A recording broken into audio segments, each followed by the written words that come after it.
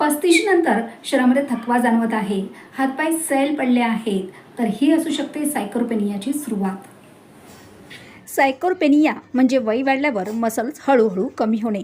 साधारणपणे 35 नंतर शरीरात मसल मास कमी व्हायला सुरुवात होते. हे का होते बरे?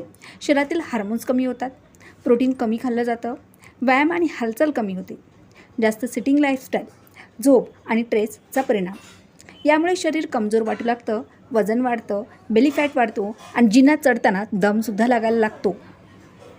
पण काळजी करू नका, हे थांबवता येऊ शकतं.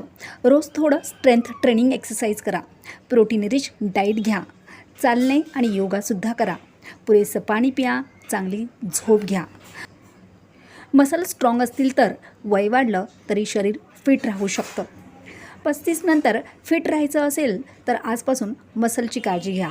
हा व्हिडिओ सेव्ह करा आणि इतर महिलांना सुद्धा शेअर करा. माहितीपूर्ण व्हिडिओसाठी चॅनलला सबस्क्राईब करा. फेसबुकला आणि इन्स्टाला पाहते तर फॉलो नक्की करा.